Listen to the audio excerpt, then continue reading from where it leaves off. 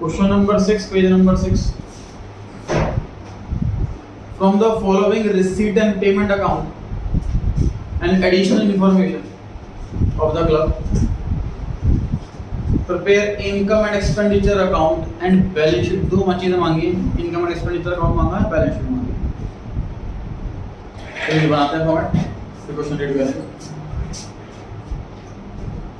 बना लीजिए सभी format.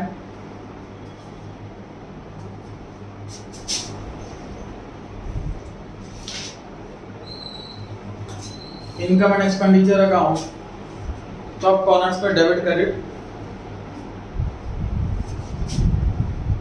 Expenditure amount, income amount. Real क्यों कह रहे हो?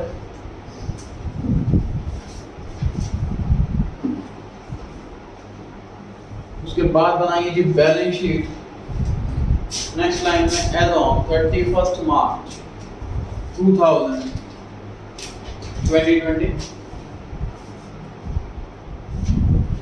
liabilities amount, assets amount.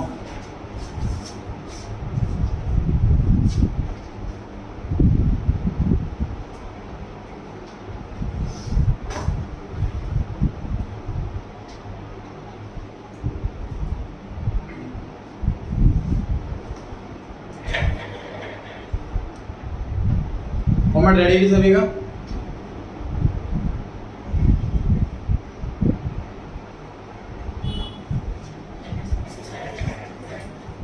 Read करते हैं ये क्वेश्चन.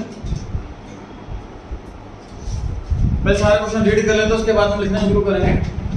सर रिसीट साइड में लिखा हुआ है टू बैलेंस बीडी, इस साल की शुरुआत पर कैश और बैंक. सब्सक्रिप्शन ये income. Sale of old furniture, sir 3000 का फर्नीचर 2000 में बेच दिया, प्रॉफिट है क्या लॉस? लाइफ मेंबरशिप फीस, ये मैंने ग्रीन कलर से अपनी साइड से लिखा है, क्वेश्चन का पार्ट नहीं. ये लायबिलिटी होता, ध्यान रहे रिवीजन के टाइम. लाइफ मेंबरशिप फीस, किसी मेंबर ने एडवांस में सारा लाइफ मतलब लाइफ टाइम तक की सब्सक्रिप्शन दे दिया हमें, तो ये वो वाला पैसा है. एक तरह से sir income received in advance. ठीक है. Government grants, sir purpose mention नहीं है, किस पर्पस के लिए है तो हमारी इनकम है. पर्पस मेंशन होता तो लायबिलिटी बन जाएगा. डोनेशन की तरह है, हमें गवर्नमेंट से डोनेशन मिलेगी. पेमेंट साइड में पहली पांचों आइटम एक्सपेंस. सर क्या 4th नंबर पे फर्नीचर लिखा, ये भी एक्सपेंस या एसेट? एक्सपेंस. सर हमने फर्नीचर खरीदा नहीं है, किराए पर लिया, एक्सपेंस. एफडी ये एक्सपेंस है. एफडी एसेट है, एफडी पे इंटरेस्ट कैलकुलेट करेंगे वो इनकम. ठीक है. और by balance sheet closing cash and bank, ये हमारी एसेट होती है. एडिशनल इंफॉर्मेशन में पढ़ते हैं सर एसेट्स ऑन 1 अप्रैल 19, साल की शुरुआत की एसेट दे रखी है. Books, computers, liabilities and capital fund were creditor इतने, कैपिटल फंड इतने. तो कैपिटल फंड गिवन है, इसको लिख सकते हैं बैलेंस शीट में. कैपिटल फंड लिखेंगे सर इनर कॉलम में 1,28,000 इनर कॉलम में लेगा.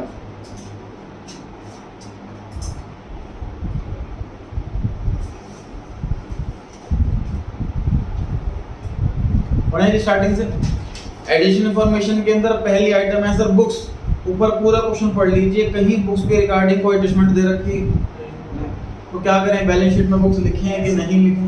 एसेट्स लिखेंगे. देखो हो क्या रहा बेसिकली, तो साल की शुरुआत में जो एसेट थी उसके लिए कुछ नहीं हुआ उसमें, तो वो एसेट अभी रहेगी, वह थोड़ी ना हो जाएगी. तो एसेट साइड में लिख लेंगे सर हम बुक्स 50,000 50,000. इसके बारे में कोई इन्फॉर्मेशन ना हो, एज इट इज नई वाली बैलेंस शीट में कैरी फॉरवर्ड हो जाएगा. अगली आइटम है सर कंप्यूटर 75. बताइए क्या हुआ सर, परचेज सेल कुछ हुआ सर, तो ये भी एज इट इज आ जाएगी नई वाली बैलेंस शीट में.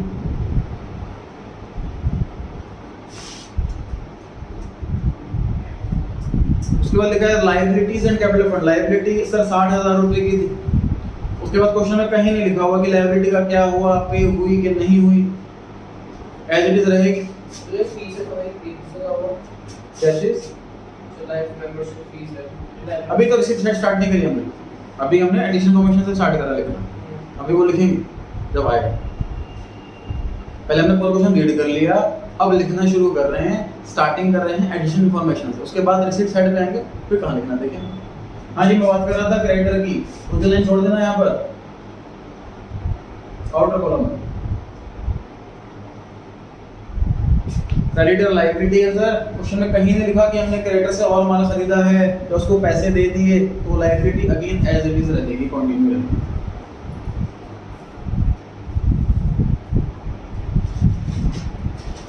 चलें जी, अब आ जाइए रिसीट साइड पर। कैश एंड बैंक दिया हुआ है सर, कैश 20,000, बैंक 40,000। कहाँ लिखूं, एसेट में कि लायबिलिटी में? नालायक, कहीं भी नहीं।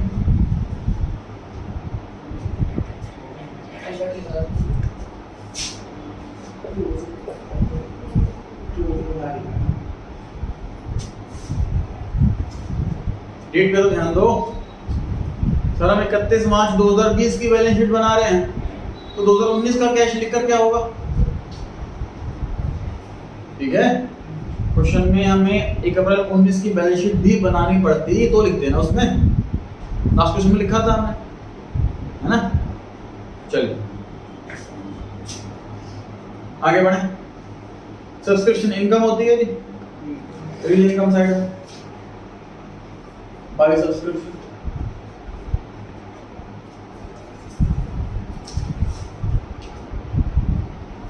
बाय सब्सक्रिप्शन अकाउंट पहली बार आया इतना सीधा था, वरना हर बार टेढ़ा होता।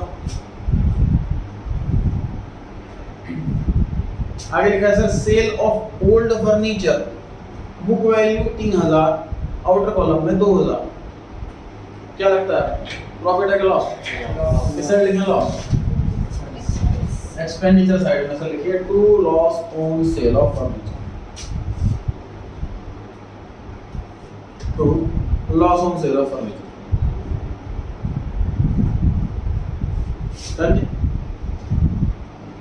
Life membership is a liability, दो दिन छोड़कर लिख दें लायबिलिटी साइड में।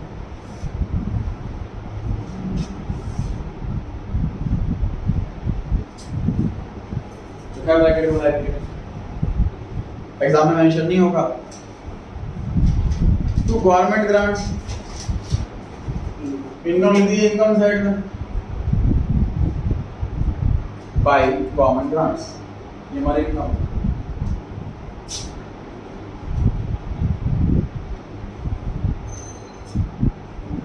पेमेंट साइड में जो पहली 5 आइटम दे रखी है, पांचों एक्सपेंस है, पांचों की पांचों आइटम लिख दीजिए एक्सपेंडिचर साइड।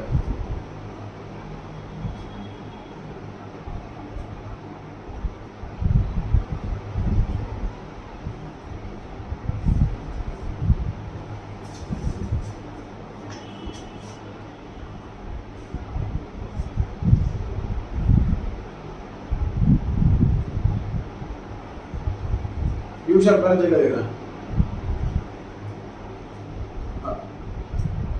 अच्छा नहीं, सॉरी, सही था, आपने हाथ रखा हुआ था, मैंने क्रेडिट साइड लिखी हो, सही था सर।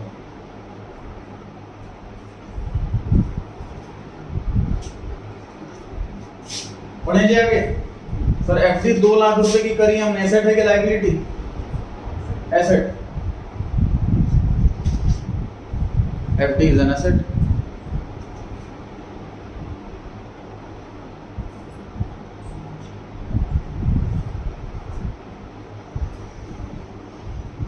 एफडी पे इंटरेस्ट कैलकुलेट करें जी, बाय इंटरेस्ट ऑन एफडी। तो 2 लाख रुपए की एफडी, 12% का रेट ऑफ इंटरेस्ट, कितने महीने का टाइम हुआ? 1 अगस्त से 31 मार्च। सबसे इजीएस्ट रेट होता है 12%, क्योंकि वो 12 से 12 कैंसिल हो जाता है। 16,000 सही जवाब।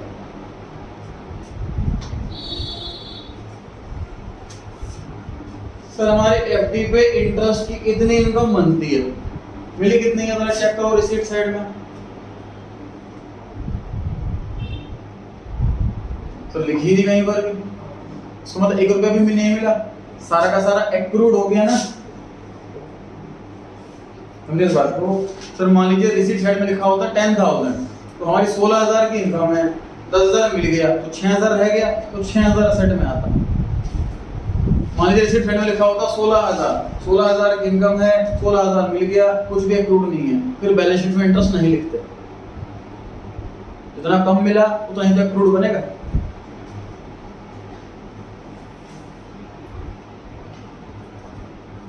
इसके बाद बैलेंस शीट में कैश और बैंक लिखना है एसेट में कि नहीं लिखना?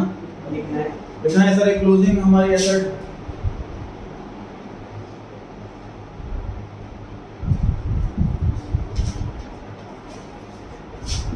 खत्म। ये क्वेश्चन सरप्लस निकालें।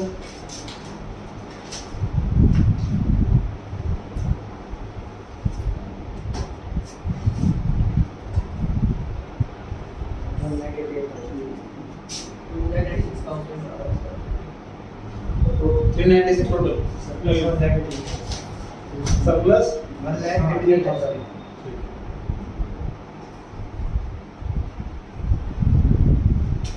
सरप्लस आ रहा है जी 1,88,000। इसे कैपिटल फंड में ऐड कर दिया जाएगा, डेफिसिट होता तो माइनस कर दिया जाता।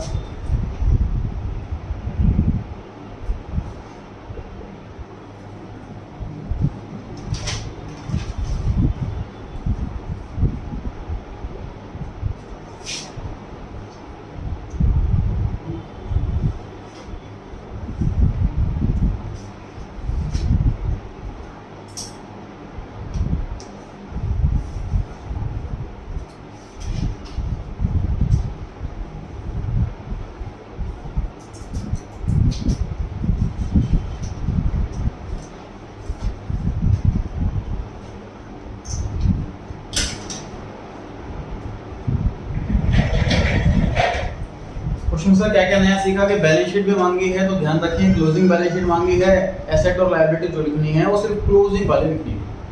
ये भी ध्यान रखें सर, जो हमें ओपनिंग एसेट और ओपनिंग लायबिलिटी दे रखी हैं, अगर उसमें कोई चेंज नहीं है तो वही सेम क्लोजिंग भी रहेंगी।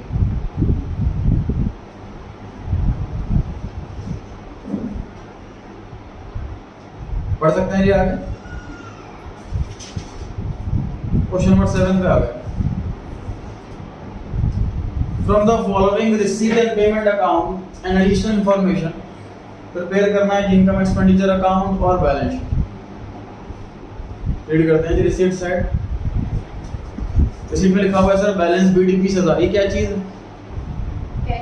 Cash and bank. सब्सक्रिप्शन दिया हुआ है जी 3 इयर्स का, 17, 18, 18, 19 और 19, 20। हमारा करंट अकाउंटिंग ईयर कौन सा? इस क्वेश्चन में 18, 19 है। ये सेकंड लाइन से पता लगा कि बैलेंस शीट बनाओ 31 मार्च 19, 18, 19 क्वेश्चन में करंट ईयर। डोनेशन मिली है बिल्डिंग के लिए 40,000। क्या चीज है? लायबिलिटी। ये फॉर बिल्डिंग लिखा हुआ। इंटरेस्ट ऑन इन्वेस्टमेंट मिला है हमें। Government grant 17,000। ये क्या चीज? Income. Sale of old furniture sir 4,000 का फर्नीचर बेच दिया, 16 प्रॉफिट के लॉस। पेमेंट साइड में पहली आइटम स्टेशनरी, कुछ नहीं लिखा और तो एक्सपेंस है। 8,000 रुपए इन्वेस्टमेंट है या इंटरेस्ट है? इन्वेस्टमेंट। तो एसेट है कि इनकम है? Asset. Electricity expenses, expenses on lectures, sports equipment, books, balance sheet. ये बैलेंस शीट क्या है? Cash and bank. Personal addition information.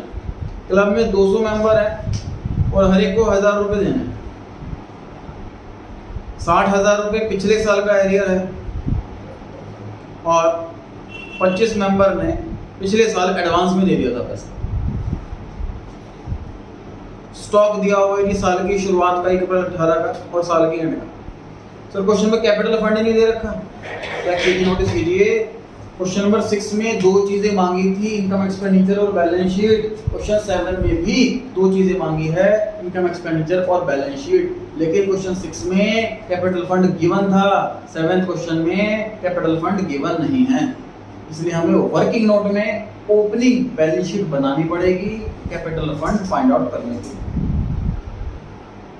इस क्वेश्चन में तीन काम करते हैं, income expenditure, balance sheet current year और बैलेंस शीट प्रीवियस ईयर। इसलिए इसको लास्ट क्वेश्चन रखा गया, क्योंकि हर चीज कवर हो जाए। मैं तीन फॉर्मेट बनाया।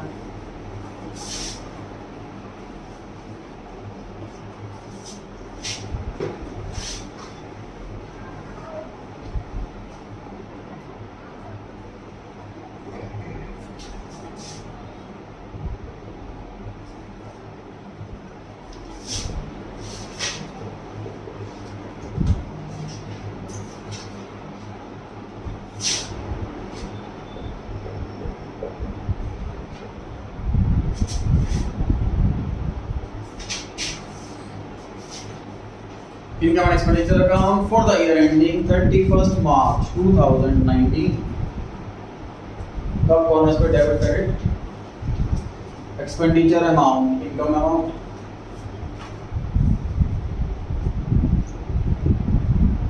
जो बैलेंस शीट करंट ईयर की होगी वो थोड़ी सी बड़ी होगी as compare to previous year balance sheet, क्योंकि करंट ईयर बैलेंस शीट में एडजस्टमेंट्स होती हैं और प्रीवियस ईयर की बैलेंस शीट में एडजस्टमेंट्स नहीं होती।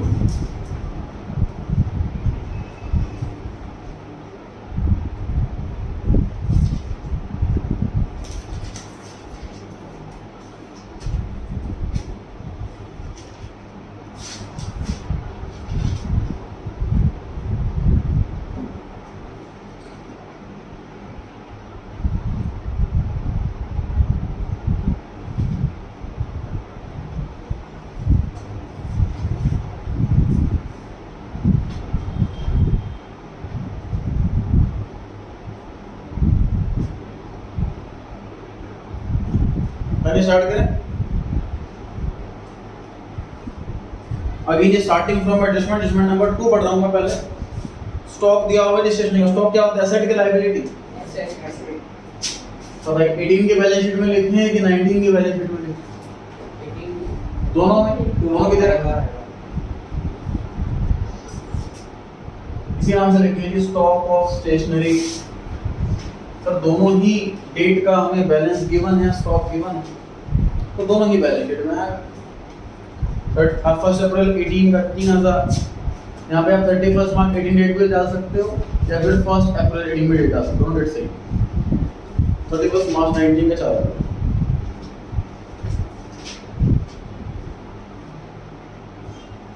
हाँ जी, अब यहाँ क्या लिखेंगे इनकम एक्सपेंडिचर अकाउंट में आप? To stationery consumed, to stationery consumed.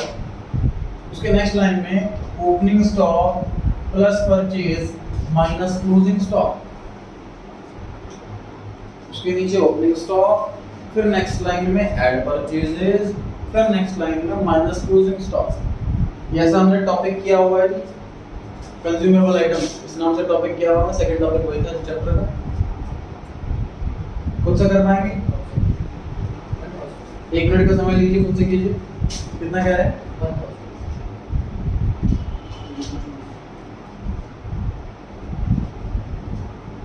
कौन बच्चा बता सकता या कोई बच्चा है? हाँ जी, ये क्या हो रहा है बच्चों?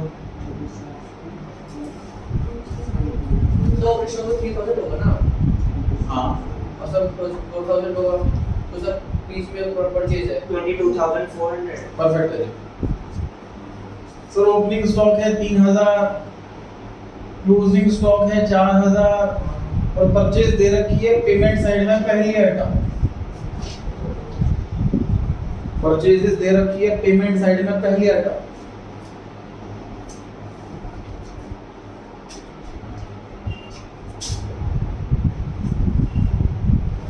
आउटर कॉलम में आ गया जी 22400, 22400।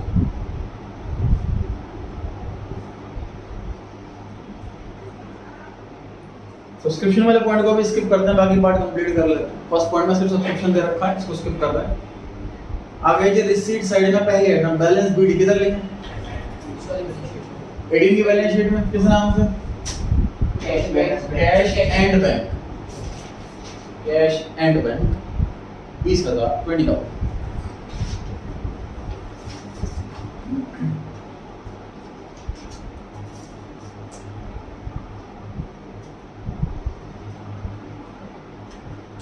क्वेश्चन को स्किप कर रहे हैं अभी। डोनेशन फॉर बिल्डिंग किधर लिखूं? लायबिलिटी 18 की लायबिलिटी या 19 की लायबिलिटी? क्या दोनों की?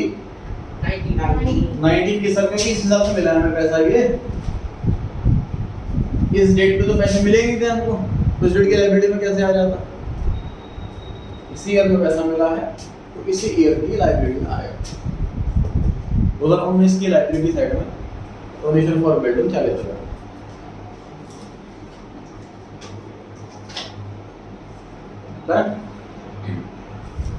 नेक्स्ट आइटम दे रखे हैं सर इंटरेस्ट ऑन इन्वेस्टमेंट। तो एक काम करते हैं, पहले इंटरेस्ट खुद अपनी मेहनत से कैलकुलेट करते हैं।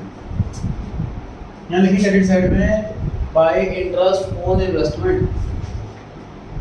Income expenditure account. Credit side में लिखो bye interest on investment, calculate करें ब्रैकेट में। सर 8,000 रुपए की इन्वेस्टमेंट है, 12% का इंटरेस्ट कितना होगा? 960। इनकम साइड में 960। सर लेकिन रिसीव साइड में लिखा हुआ है कि 800 रुपए मिला। 160 रुपए का अप्रूव्ड हो गया। क्रेडिटर्स पूरे साल का निकालते हैं, डेट मेंशन नहीं है पूरे साल का। इनकम 960 है बट रिसीव 800 रुपए हुआ है, इसलिए 160 एक्रूड इंटरेस्ट नाम से एसेट बन जाएगी इस साल। गवर्नमेंट ग्रांट किधर लिखे हैं? इनकम में लिख लीजिए।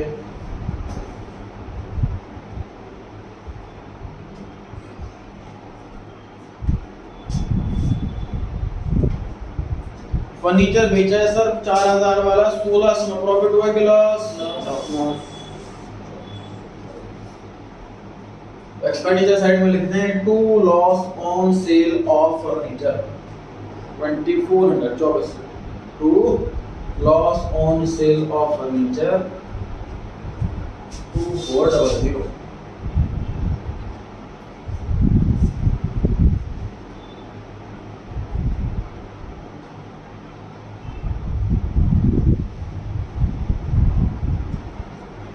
फर्नीचर ये बैलेंस शीट में आना चाहिए, नहीं आना चाहिए, आना चाहिए तो कितना आना चाहिए, आएगा तो कौन सी बैलेंस शीट में आएगा? ये सारे क्वेश्चन दिमाग में दौड़ाओ और आंसर ढूंढने की कोशिश करो। 2018 की बैलेंस शीट में आएगा सर, बिल्कुल सही, ध्यान से देखिए। सर हमने इस साल बेचा है तो पक्की बात है साल की शुरुआत में था और एंड में नहीं होगा।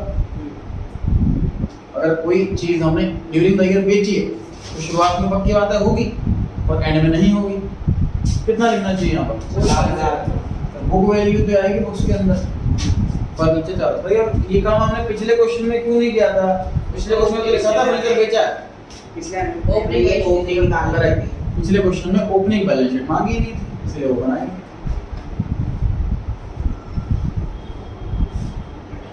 हमने कर लिया कंप्लीट रिसीट साइड। अब हम आ रहे हैं पेमेंट साइड। पेमेंट साइड की पहली आइटम हो गई है स्टेशनरी। अब इन्वेस्टमेंट हमने सर एसेट की लायबिलिटी लीजिए, एसेट साइड में 12% इन्वेस्टमेंट, इसी नाम से लिखना है 12% इन्वेस्टमेंट। इस हमने करंट ईयर में परचेज करी है, इसलिए सिर्फ करंट ईयर की बैलेंस शीट में आएगी, प्रीवियस ईयर की बैलेंस शीट में नहीं आएगी। इलेक्ट्रिसिटी एक्सपेंस और एक्सपेंस होते हैं, लिख लीजिए।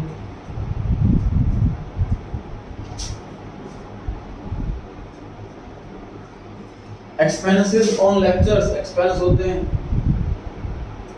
एक्सपेंस में लिख लीजिए।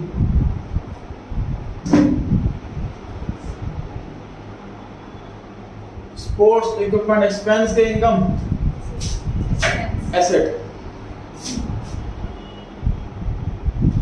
समझना इस चीज को। यहाँ पर स्पोर्ट्स में देखो फर्क समझना।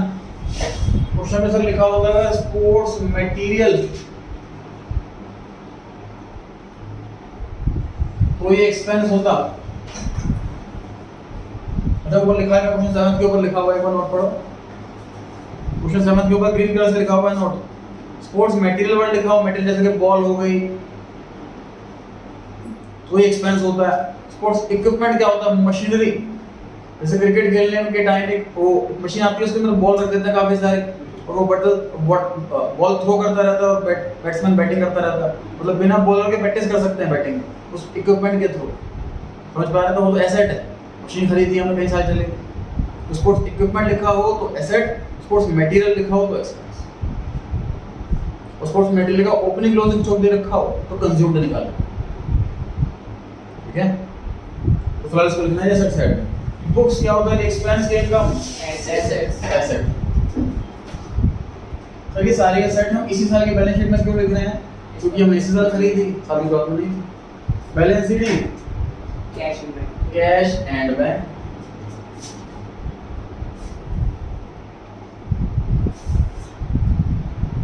सब्सक्रिप्शन को छोड़ करके बाकी पूरे क्वेश्चन सॉल्व हो चुका, करेक्ट?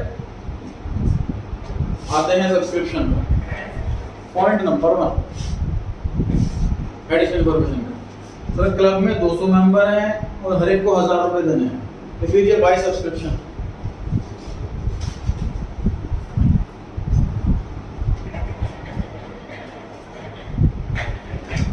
लिख लीजिए बाय सब्सक्रिप्शन ब्रैकेट में 200 मल्टीप्लाई बाय 1000, आउटर कॉलम में 2 लाख। ये सर हमें पता लग गई already income as per accrual basis, किसी एडजस्टमेंट की रिक्वायरमेंट नहीं है। ये ओपनिंग आउटस्टैंडिंग है सर, एडवांस है, ये सब कुछ पढ़ना पड़ेगा सिर्फ बैलेंस शीट के लिए, क्योंकि इनकम तो पता लग गई हम एज पर एक्रूअल बेसिस। ठीक है जी, सरप्लस निकाल लीजिए। इनकम एक्सपेंडिचर अकाउंट में कुछ नहीं बचा हुआ, बैलेंस शीट में बचा हुआ, अभी करेंगे उसको। फिलहाल इनकम एक्सपेंडिचर अकाउंट कंप्लीट हो गया, कुछ नहीं बचा। बनाइए कैलकुलेशन। वही छोटी सी क्रेडिट साइड,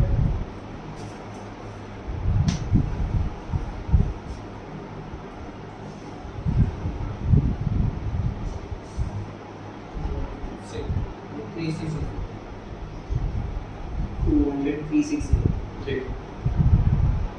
टोटल आ रहा है सर 218360, 152960, सरप्लस आ रहा है 152960।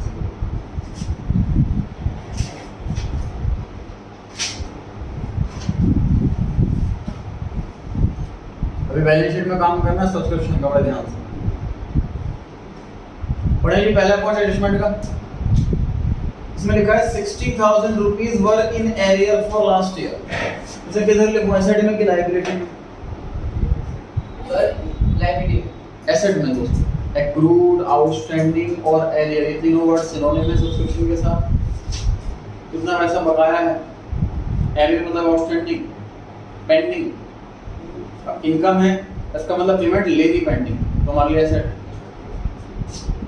60,000 रुपीज ओपनिंग बैलेंस शीट में लिखेंगे सब्सक्रिप्शन इन एरियर्स के नाम से, सब्सक्रिप्शन इन एरियर्स के नाम से।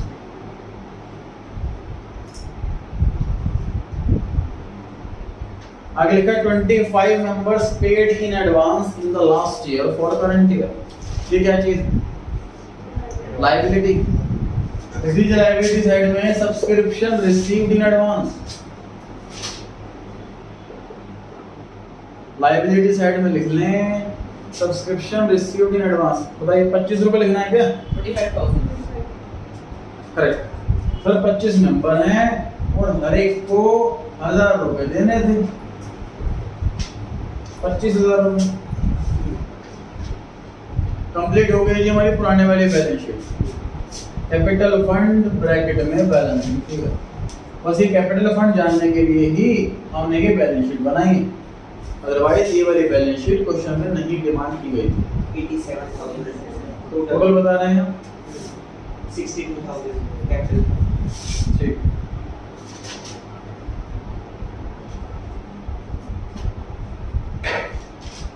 ओपनिंग कैपिटल आ गई है सर 62,000। इस वाली बैलेंस शीट में लिख लेंगे हम, नई वाली बैलेंस शीट में कैपिटल फंड 62,000 सॉरी, नई वाली बैलेंस शीट में लिख लें कैपिटल फंड 62,000। उसके बाद ऐड सरप्लस, ऐड सरप्लस, बिल्कुल सही। 152,960। फिर जो ऐड करके आएगा उसको आउटर कॉलम में लिखना। 214,960।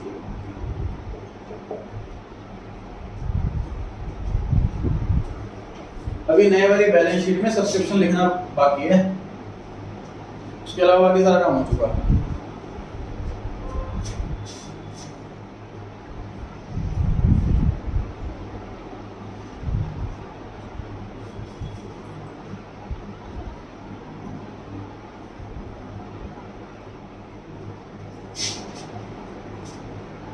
बोर्डिंग कुछ भी नहीं करनी थी, बोर्ड का समझना है आपको बस।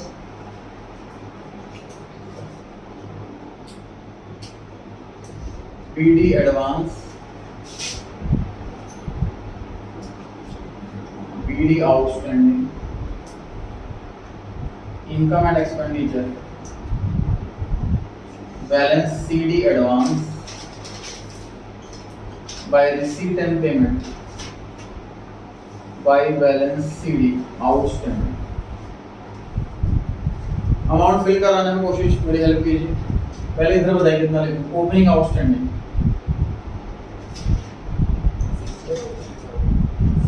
60,000 सर, पॉइंट नंबर 1 में गिवन है। ओपनिंग एडवांस 25,000 लिख चुके ऑलरेडी हम, है ना। Income expenditure account 2 lakh. Receipt and payment account जितना टोटल मिला है इस साल, टोटल 141,200। ठीक है, उसके जरा अंदर झांकना कि नेक्स्ट ईयर का ये क्या चीज है। ये करंट ईयर में मिल गया, नेक्स्ट ईयर का कितना है, 7,200 है ना। ये निकल नहीं जाएगा आराम से। ठीक है, अब ये किधर लिखूं, 7,200 पे किधर लिखूं।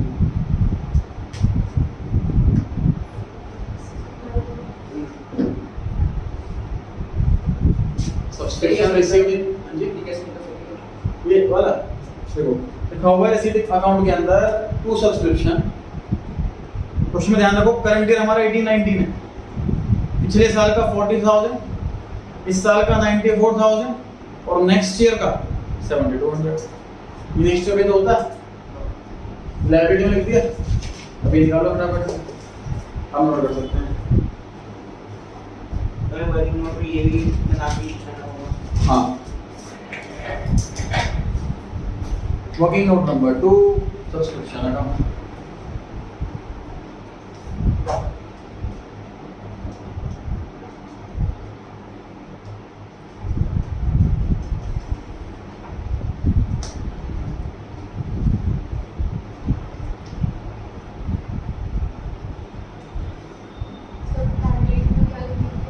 सब्सक्रिप्शन रिसीव्ड इन एडवांस, इस नाम से लायबिलिटी साइड में 7,200।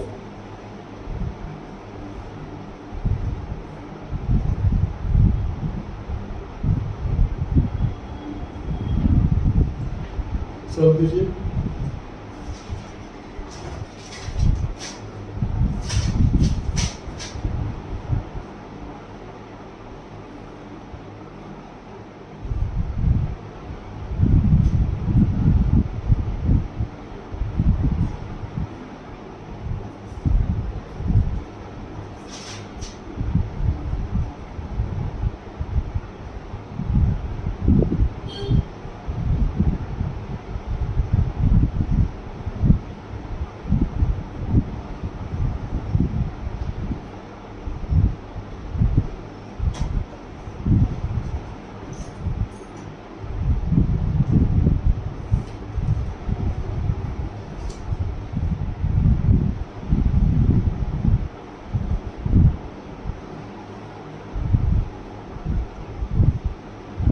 So only 1,000.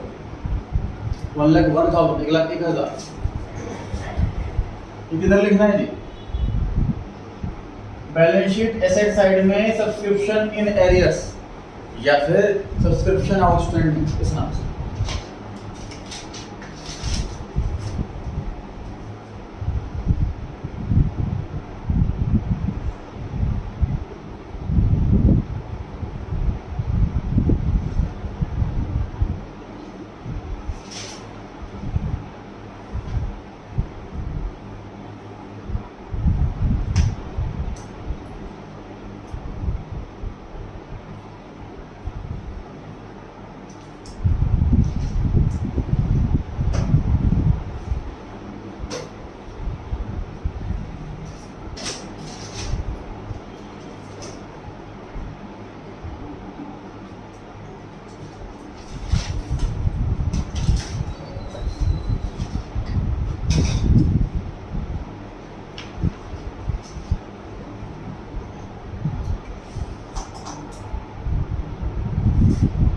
पहले इसे टोटल करें, टोटल करके देखें बैलेंस शीट का मैच कर रहा है ना पक्का। इसका क्या नाम कह रहा हूँ मैं 1 लाख सब्सक्रिप्शन आउटस्टैंडिंग या फिर सब्सक्रिप्शन इन एरियर्स, टोटल करें कितना आया?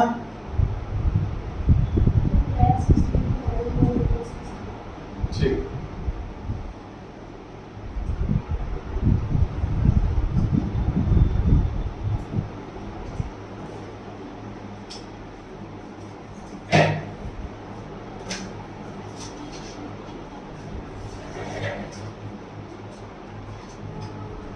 सब्सक्रिप्शन अकाउंट इसको डीपली बहुत अच्छे से क्लियर हो गया है और अकाउंट बनाने का टाइम बचाना चाहता है, उसको मैं बता रहा हूँ बिना अकाउंट बनाए कैसे करना।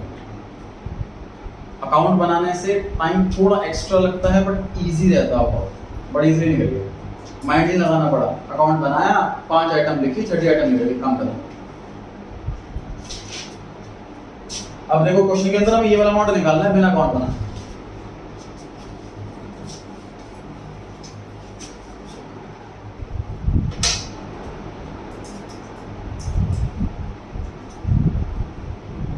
इस साल की इनकम 2 लाख रुपए है ना, सब्सक्रिप्शन इस साल का मिला कितना है? इसी साल का 94,000 है ना, तो कितना आउटस्टैंडिंग रह गया? 1,06,000। ये अब बिना अकाउंट बनाए कैसे सॉल्व करें ये बता रहा हूँ, इसको बहुत डीपली अच्छे से क्लियर हो, टाइम बचाना चाह रहा हो वही इस तरीके को फॉलो करें, अदरवाइज मैं रिकमेंड करूँगा अकाउंट ही बना, एक्यूरेसी के चांस ज़्यादा रहते हैं, इजी भी रहता है, 2 मिनट एक्स्ट्रा लगते हैं बस। क्या टोटल 2 लाख रुपए इनकम है इस साल की, उसमें से 94 मिले हैं, इसका मतलब 1,06,000 आउटस्टैंडिंग है, समझ पा रहे हो ना? लेकिन सर क्वेश्चन में कह रहा है कि 25,000 रुपए इनकम इसी साल की बट पहले ही मिल गए थे, इसलिए आउटस्टैंडिंग नहीं। समझने की कोशिश करो, ध्यान से देखो। एग्जांपल लेता हूँ कि स्कूल के अंदर 200 बच्चे हैं और हर बच्चे की फीस 1,000 रुपए है, तो स्कूल वालों की as per accrual basis income 2 lakh रुपए हो गई, ठीक बात है। इस साल एक्चुअल में सिर्फ 94,000 रुपीज फीस आई है, सिर्फ इसी साल वाली फीस तो एक्चुअल में आई है 141200, और उसमें कुछ प्रीवियस ईयर की पिछले रह गई थी, कुछ नेक्स्ट ईयर की एडवांस आ गई थी, ऐसा कुछ। सिर्फ करंट ईयर की बात कर रहा हूँ, इस साल की 94 मिली है फीस, इसका मतलब इसी साल की फीस 1,06,000 रह गई, 1,06,000 रुपये रह गई फीस। लेकिन क्वेश्चन ये भी कह रहा है कि लगभग 25,000 रुपये हमें एडवांस मिल गए थे पिछले साल, वो तो मिल गई थी इस साल।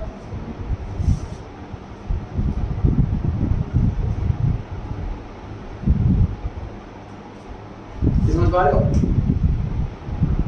भाई हम ये सोच रहे हैं यार 2 लाख रुपए मिलने थे, 94 ही मिले, 1,06,000 नहीं मिले, 25,000 एडवांस भी तो मिल गए थे, तो इतने तो बकाया हुए, इतने तो पेंडिंग हुए, समझ पा रहे हो?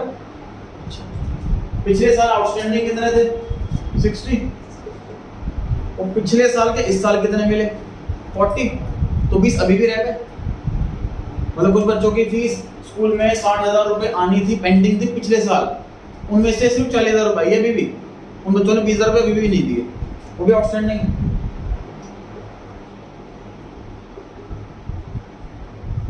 ऐसे आया 1,01,000 बिना अकाउंट बना। ऐसा नहीं है कि पॉसिबल नहीं है बिना अकाउंट बना, अकाउंट बना के भी कर सकते हैं, बट इसमें काफ़ी ज़्यादा अलर्ट रहना, हर चीज़ का ध्यान रखना, ये साल का रह गया, इसमें कितना इंक्लूड होगा, इन सब चीज़ों का ध्यान रखना। ऐसे आया 1,00,000। रिवाइज कर लें, दोनों तरीकों से रिवाइज करें, फिर आपको जो इजी लगे, जो आसान लगे उसको फॉलो करें। कोई डाउट हो तो पूछ सकते हैं जी। एमसीक्यू कंटिन्यू कर रहे हैं। लास्ट कौन सा किया था?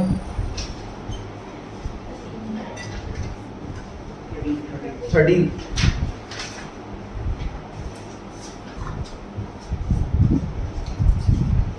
Question number 14, receipt and payment account reveals, इनमें अल्टीमेटली क्या निकलता?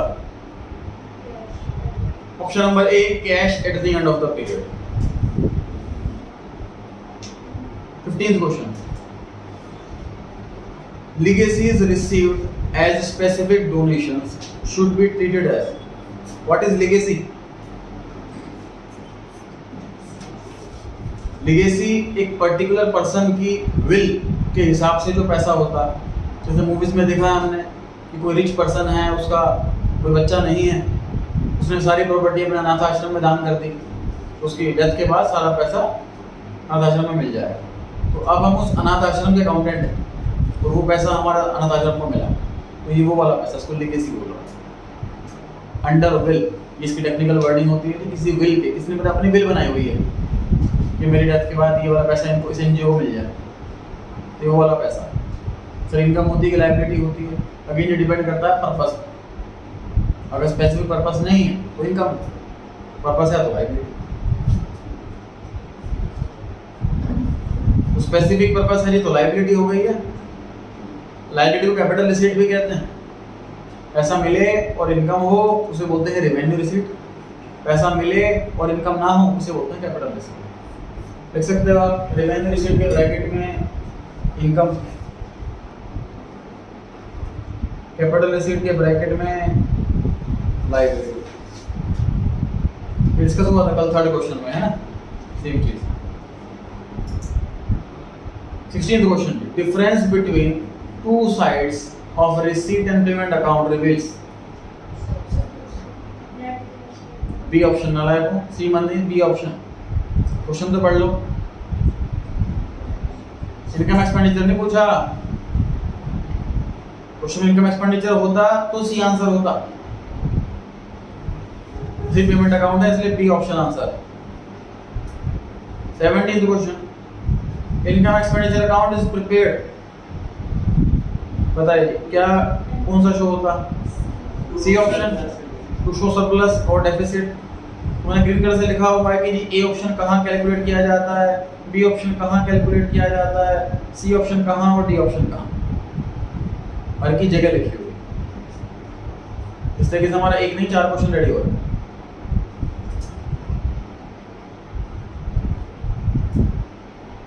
Heading question,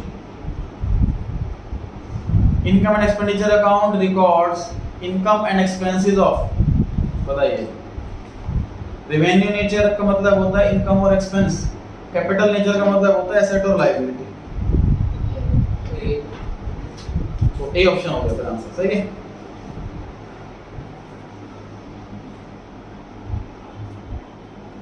सी ऑप्शन कब सही होता? ये बैलेंस शीट में बिल्कुल सही। तो आप लिख सकते हो सर ए ऑप्शन के आगे इनकम एक्सपेंडिचर, बी ऑप्शन के आगे बैलेंस शीट और सी ऑप्शन के आगे रिसीट एंड पेमेंट।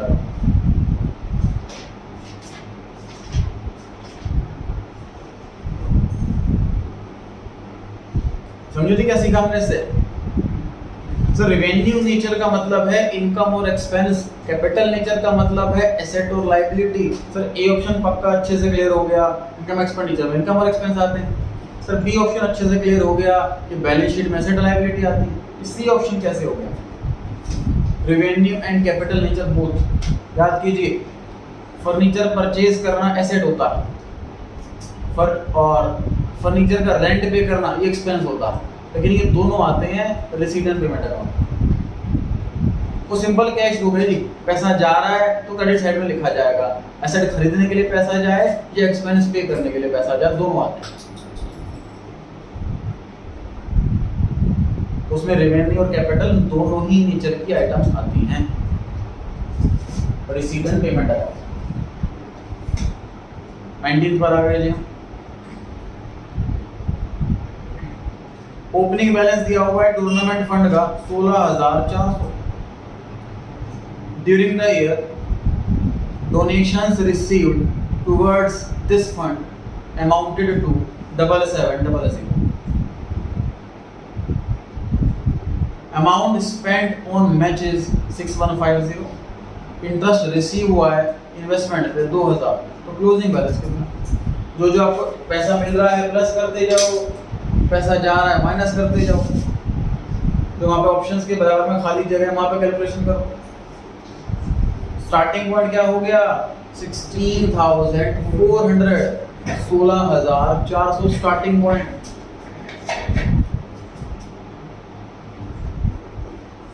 इसके पास डोनेशन मिल रही है, पैसा मिल रहा तो फंड बढ़ेगा। पर एक्सपेंस हो गया तो फंड कम हो जाएगा। इंटरेस्ट मिल गया फंड बढ़ जाएगा। पैसा मिलेगा फंड बढ़ेगा। सी ऑप्शन आ रहा है सभी का आंसर 199550। क्वेश्चन पे आ जाएंगे। The differences of assets and liabilities side of balance sheet of an NPO is known as capital fund। C option। Asset और लायबिलिटी का डिफरेंस है कैपिटल होती है। ये क्वेश्चन अगर एनपीओ से नहीं होता तो कौन सा आंसर सही होता? B option capital. ठीक है। 21 क्वेश्चन, इनमें से कौन सा एनपीओ का फीचर नहीं? 3 है, एक नहीं। एनपीओ सर्विस देती है मेंबर्स को या फिर सोसाइटी को। सही। मेंबर्स को मतलब जो क्लब है वो मेंबर्स को देगा और जो चैरिटेबल इंस्टीट्यूशन है वो सोसाइटी को देगा। ये ऑप्शन तो सही है, फीचर है। B option main source of income subscription donation government grant, ये भी एनपीओ का फीचर है। सी ऑप्शन सरप्लस जो होता है वो बांट देते हैं मेंबर्स में, गलत। ये पॉइंट कर दिया तो एनजीओ खत्म, सेक्शन 8 ओवरऑल हो जाएगा। पैसा जितना भी मिल रहा है हमें वो फॉर्म पे ही खर्च कर सकते हैं, बिजनेस पे ही खर्च कर सकते हैं, मेंबर अपने घर में लेके जा सकते हैं। सी फीचर नहीं है। डी पढ़ लेते हैं। सर्विस देते हैं या तो फ्री में या बिल्कुल नॉमिनल कॉस्ट है, कॉस्ट टू कॉस्ट, बहुत कम रेट। तो सी डी भी सही फीचर है वो। ऑप्शन सी फीचर नहीं है एनपीओ का, इसलिए सी ऑप्शन आंसर सही है। 22 Which of the following is not recorded in receipt and payment account? कौन सा? C option loss on sale of asset. Sir loss तो नॉन कैश ट्रांजैक्शन हुई ना, लॉस वाला अमाउंट तो ना पैसा आता ना पैसा जाता, तो वो रसीद एंड पेमेंट अकाउंट में नहीं आता। अच्छा मुझे बताइए इन चारों में से कौन सी आइटम है जो इनकम एक्सपेंडिचर अकाउंट में आती है?